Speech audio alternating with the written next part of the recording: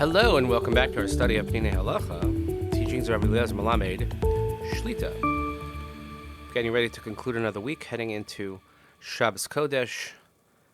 Please continue to have our learning and your davening in the merit of the Hachayal Yonatan Yitzchak, with Refuah Sheleimah Am Yisrael, safe return of every single one of our hostages, and particularly please daven for Hachayal Yonatan Yitzchak, ben Ateret Refuah Sheleimah. So yesterday we began a different topic, all in the same rubric of Israel, but the laws of the army, very complicated. There have been many svarim actually written on the laws of the army. I have a couple of them, quite interesting. The next chapter is Yishuv Ha'Aretz. Nitztavenu l'reshes ha'aretz v'liyashva. We have a commandment that we have to, of course, inherit the land and to settle it. Hainu she'aretz tiyeh b'ribonus shel Yisrael v'tiyushav Yehudim l'chol malay aracha v'rachba. And as we've been discussing, that the land of Israel should be under Jewish control, and that we should try to inhabit it and live in it as much as possible in every single area that's possible.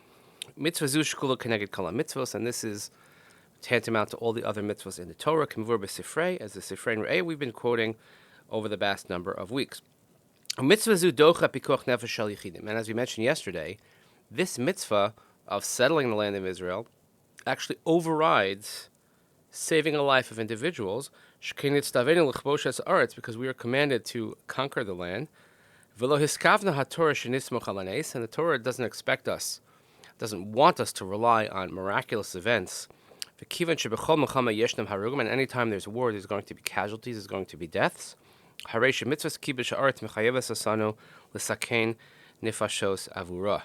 Therefore, the mitzvah of conquering the land of Israel requires us, obviously, to put individuals in harm's way, and ultimately, lives will be lost. Quotes from a number of sources here from the Minchas Chinuch and other places.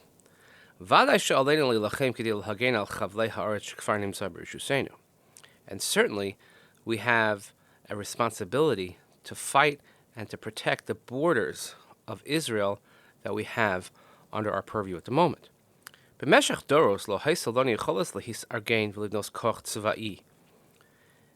generations, we never had the ability to organize ourselves and to build a military power. And that's why we were unable to perform and fulfill this mitzvah, because we simply didn't have the power, we didn't have the physical strength, the might, the military ability to do so. However, with the Chesed of Hashem, who remembered his nation, we have the founding of the State of Israel, we have the IDF, all the forces that allow us to fulfill this mitzvah. In the note here, he writes, quoting from the Ramban, that this indeed is a milchemes mitzvah, and he goes into the whole conversation about whether this is considered a milchemes mitzvah or not, coming off, of course, that it is. Hikdamti es Yisod Hatzalas Am Yisrael L'Mitzvah Yishuv Ha'Aretz. He says that the foundation of saving the nation of Israel is all part of the mitzvah of settling the land of Israel. Just like Yoav ben Tzruya,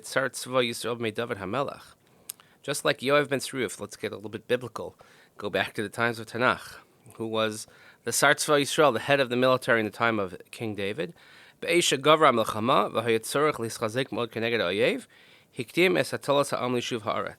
When war was raging and he had to strengthen himself against the enemy, so he put forth that we have to save the nation. He said,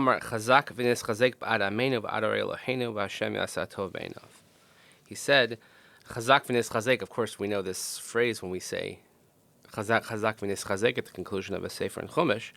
But Chazak v'nis chazek b'ad amenu.